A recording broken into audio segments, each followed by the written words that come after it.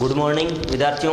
आज कक्षा 7th विज्ञान विषय के चैप्टर नंबर 1 का अपन ने अध्ययन करने जा रहे हैं। देखिए, इस चैप्टर का नाम है पादपों में पोषण। क्या है? पादपों में पोषण। बात करते हैं सबसे पहले, ध्यान से देखिए, एक शब्द आया अपने पास में, पादप। पादप, पादपों को अपन ने वनस्पति के नाम से जानते हैं। किससे? वनस्पति, जिनको अपन शाक भी कहते हैं। क्या कहते हैं? शाक। पौधे भी कह सकते हैं।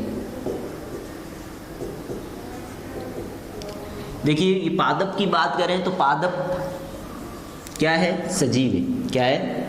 सजीव है। पादप क्या है? सजीव है। अपना भोजन बनाता है। क्या करता है? भोजन बनाता है।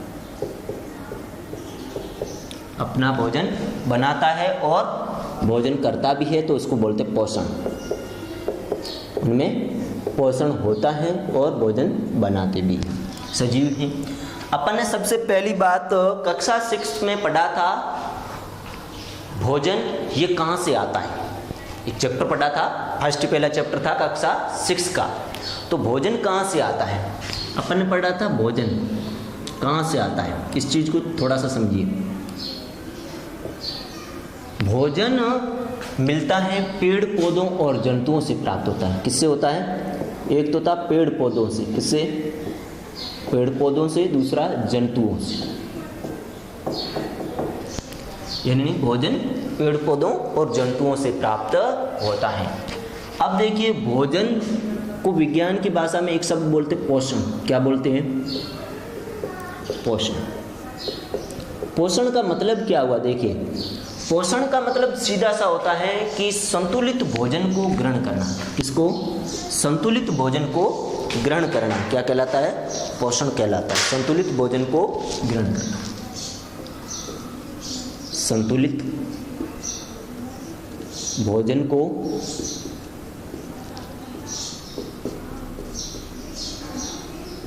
ग्रहण करना। संतुलित भोजन को ग्रहण करना क्या कहलाता है? पोषण कहलाता है। इसका मतलब देखिए, अपन सीधी सी बात कहें कि पोषण का मतलब होता है भोजन को लेना। क्या कहलाता है? पोषण। लेकिन भोजन कैसा होना चाहिए? संतुलित भोजन होना चाहिए। क्या होना चाहिए? संतुलित भोजन को ग्रहण करना, पोषण।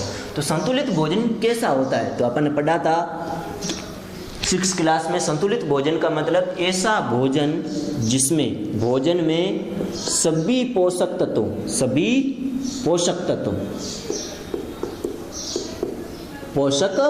तत्व समान या संतुलित, या फिर अपन यूं कह सकते हैं समान या उचित मात्रा में उपलब्ध। कौन?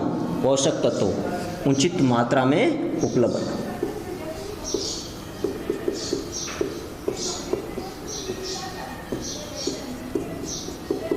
सभी पोषक तत्व उचित मात्रा के अंदर क्या हो?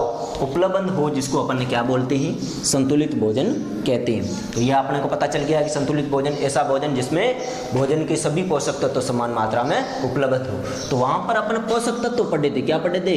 पोषक तत्व। क्या पढ़ा था? पोषक तत्व। तब पोषक तत्व कौन कौन से होते हैं? यानी भोजन किन घटकों से, किन अवयवों से या किन पोषक तत्वों से मिलकर बना हुआ होता है। तब अपन एक नाम पढ़ा था, कार्बोहाइड्रेट। क्या पढ़ा था? कार्बोहाइड्रेट। कार्बोहाइड्रेट। अब कार्बोहाइड्रेट तब अपन ने वहां पे पढ़ा था, कार्बोहाइड्रेट अपने को किससे प्राप्त होता है? अनाज से। जैसे बाजरा है, गेहूं है, चावल है, उनसे अपने को कार्बोहाइड्रेट मिलता है। क्या मिलता है? कार्बोहाइड्रेट। अब कार्बोहाइड्रेट क्या करता है? ऊर्जा देता है शरीर में। क्या देता है? ऊर्जा देता है। तो अपन कार्बोहाइड्रेट वहां पे पढ़ा था। दूसरा अपन चीज देखी थी, प्रोटीन। क्या देखी थी? प्रोटीन। अब देखिए, प्रोटीन हमें किससे मिलता है? प्रोटीन हमें दालों से मिलता है। किससे मिलता है? सभी प्रकार की दालों से हमें प्रोटीन मिलता है। तो प्रोटीन क्या करता है शरीर के अंदर?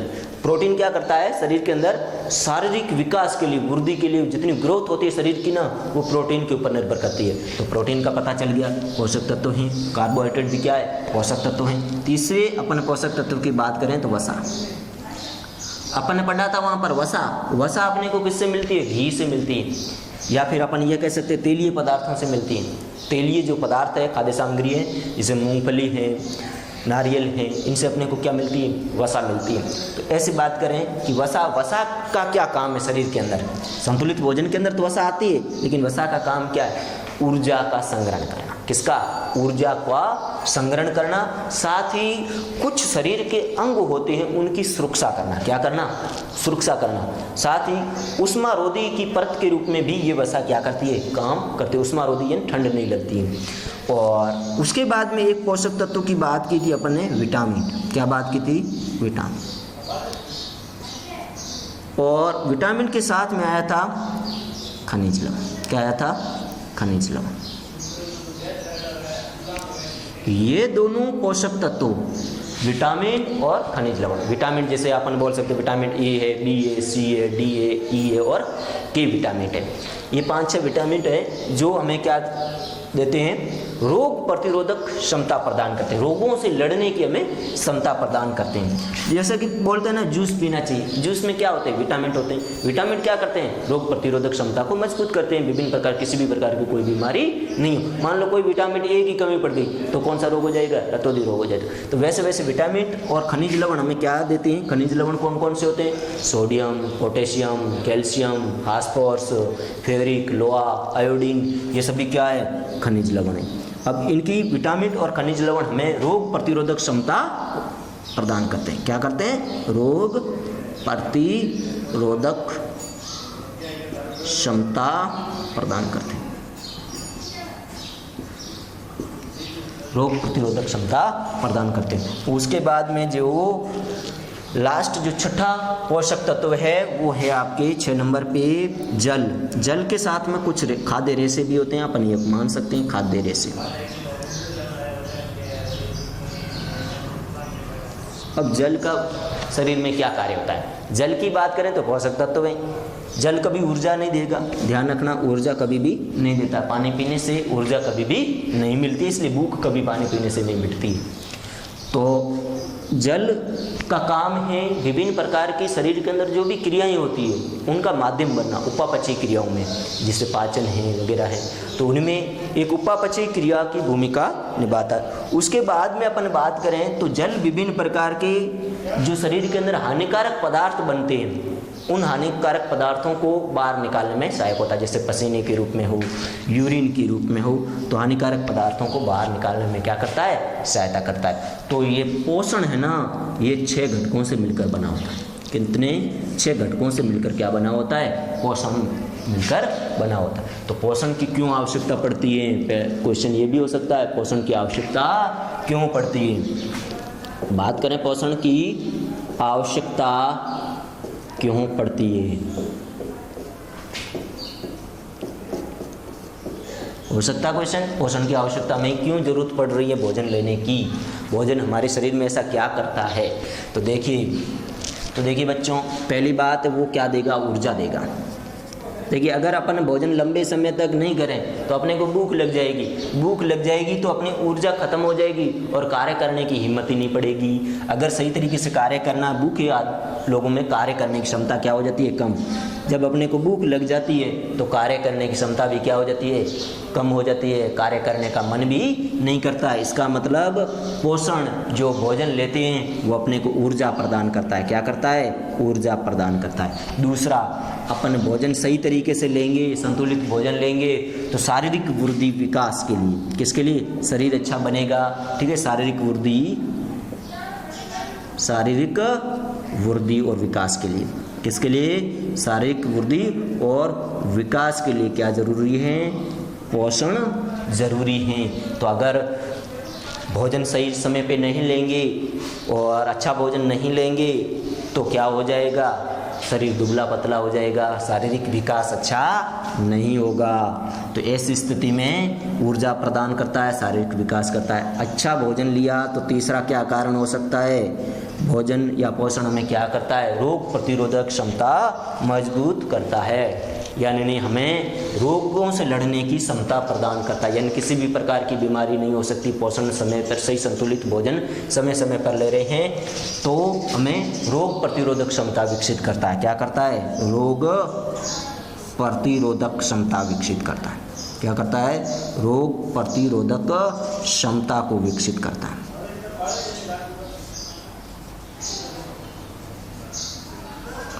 रोग प्रतिरोधक क्षमता को क्या करता है? विकसित करता है। तो पोषण की आवश्यकता इसलिए पड़ती है। अब अपन ने पढ़ रहे हैं, अपने को पता चल गया कि भोजन कहाँ से आता है? पेड़ पौधों और जंतुओं से। भोजन का मतलब क्या होता है? पोषण है। पोषण किसको कहते हैं? संतुलित भोजन को ग्रहण करना क्या कहलाता है? पोषण कहलाता है। अब संतुलित भोजन अपने सामने, संतुलित भोजन सर क्या होता है? तो देखिए बच्चों, भोजन ऐसा भोजन, यानी अपनी प्लेट भोजन की लेके बैठते हैं तो उसमें सभी पोषक तत्व समान मात्रा के अंदर उपलब्ध हो तो उसे संतुलित भोजन कहते हैं। कौन कौन से पोषक तत्व? अपन बोलेंगे कार्बोहाइड्रेट, प्रोटीन, वसा, विटामिन, खनिज लवण, जल, खाद्य रेशे, ये सभी मिलकर किसका निर्माण करते हैं? संतुलित भोजन का।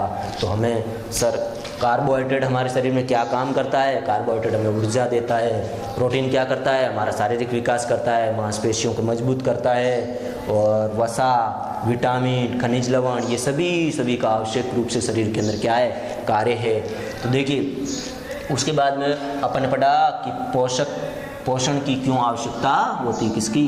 पोषण की आवश्यकता क्यों होती है? तो आवश्यकता इसलिए होती है, ऊर्जा और शारीरिक वृद्धि, विकास और रोग प्रतिरोधक क्षमता को मजबूत करने के लिए हमें किसकी ज़रूरत पड़ती है? पोषण की।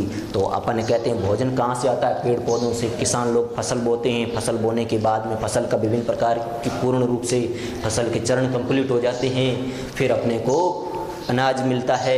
वही अनाज भोजन के रूप में अपन क्या लेते हैं? काम में लेते हैं। तो कुछ भोजन अपने को पेड़ पौधों से मिलता है, कुछ जंतुओं से मिलता है। जैसे जंतुओं से कैसे कह सकते हैं कि उनसे दूध मिलता है, दूध से दही, घी बनता है। और उसके बाद में हम विभिन्न प्रकार के जंतुओं से अपन पोषण के रूप में कुछ पदार्थ होते हैं जिनको अपन लेते हैं।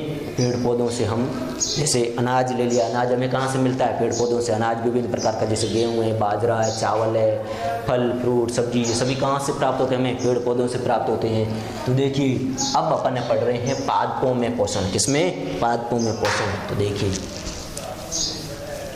तो अपन पोषण के बारे में जान लिया, पादपों के बारे में भी जान लिया। अब देखिए इनमें पोषण कैसे होता है।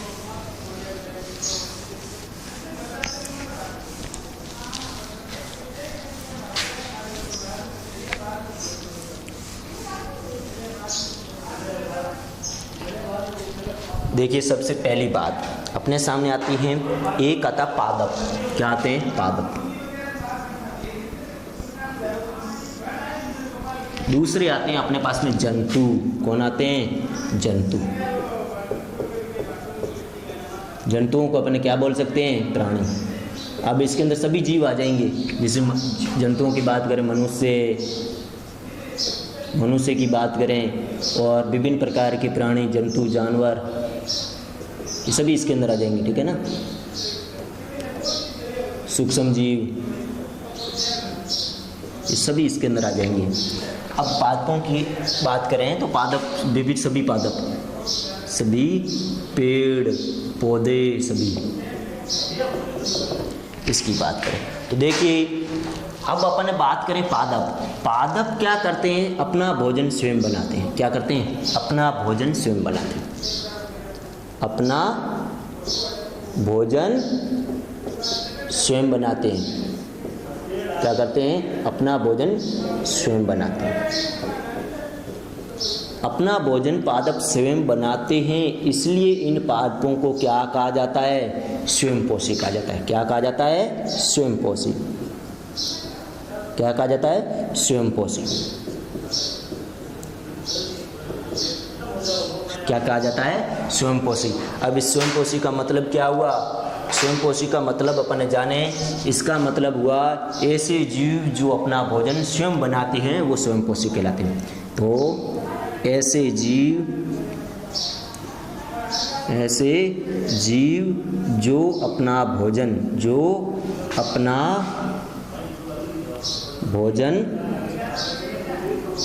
स्वयं बनाते हैं,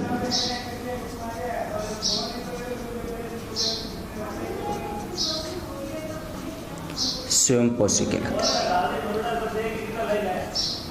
स्वयंपोषी कहलाते हैं।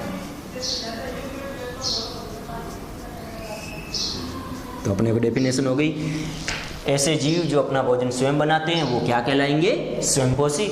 अब देखिए स्वयंपोषी कौन होंगे, तो अपन सीधी सी बात कह सकते हैं स्वयंपोषी कौन होंगे? पादप, सभी पादप। अपन ये कह सकते हैं हरे पादप, ये हरे पादप सभी क्या हो जाएंगे? स्वयंपोषी हो जाएंगे। क्या हो जाएंगे? स्वयंपोषी हो जाएंगे।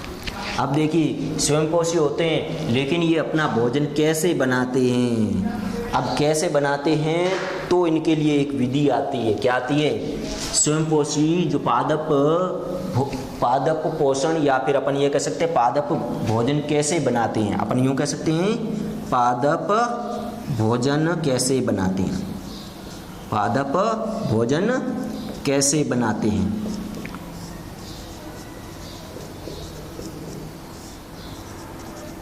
पादप भोजन कैसे बनाते हैं, तो अपन ये कह सकते हैं कि पादप भोजन प्रकाश संश्लेषण से बनाते हैं। किससे बनाते हैं? प्रकाश संश्लेषण की प्रक्रिया से बनाते हैं। किस प्रक्रिया से बनाते हैं?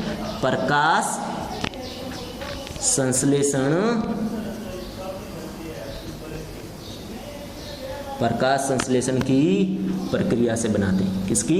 प्रकाश संश्लेषण की प्रक्रिया से क्या बनाते हैं? पादप अपना भोजन बनाते हैं। किस प्रक्रिया से? प्रकाश संश्लेषण की प्रक्रिया से अपना भोजन बना देते हैं। अब अपन ने बात करें कि ये प्रकाश संश्लेषण की प्रक्रिया होती क्या है, तो अपन ने सबसे पहले एक बात जाननी जरूरी है कि अपन ने किसकी बात कर रहे हैं? पादप की। किसकी? पादप की। अब पादप की बात करें तो इस प्रकार से पादप होता है।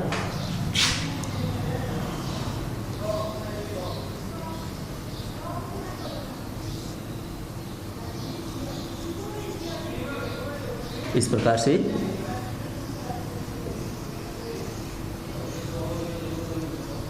अब देखिए यहाँ अपन ने नॉर्मली पादप की बात कर रहे हैं, तो ये इसकी जड़ें होती हैं। क्या होती हैं? जड़ें होती हैं। क्या है? जड़ें, जिसको अपन क्या बोल सकते हैं? मूल। क्या बोल सकते हैं? मूल। अब यहाँ पर क्या होती है?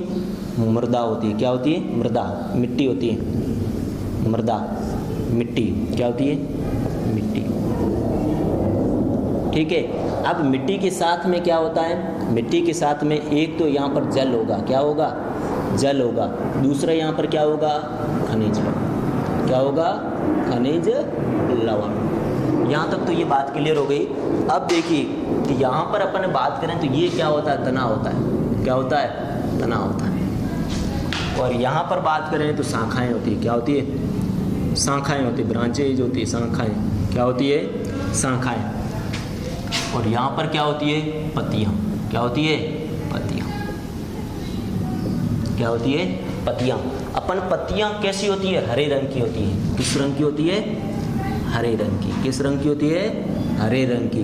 क्यों होती है हरे रंग की पत्तियाँ? क्योंकि उसके अंदर एक वर्णक पाया जाता है। क्या पाया जाता है? वर्णक। उस वर्णक का नाम क्या है? क्लोरोफिल वर्णक है। क्या है? पत्तियाँ हरे रंग की होती है। क्यों होती है हरे रंग की? क्योंकि उनके अंदर वर्णक पाया जाता है जिसका नाम क्या है? क्लोरोफिल। क्या होता है? क्लोरोफिल वर्णक पाया जाता है। इसके कारण पत्तियों का रंग कैसा होता है? हरा होता है। हरी हरी पत्तियाँ अपने को दिखाई देती हैं।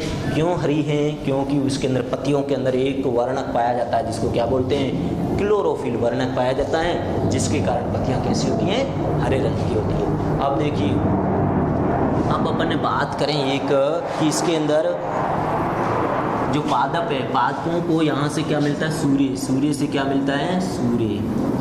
अब सूर्य देखिए, सूर्य से इनको क्या मिलेगा? प्रकाश मिलेगा। क्या मिलेगा? प्रकाश। पादपों को सूर्य से क्या मिलेगा? प्रकाश। अब यहाँ पर क्या है? वायुमंडल है। क्या है? वायुमंडल। क्या है? वायुमंडल है, पर्यावरण है। अब वायुमंडल और पर्यावरण के अंदर क्या मिल जाएगा? एक गैस मिलती है। क्या मिलती है? गैस।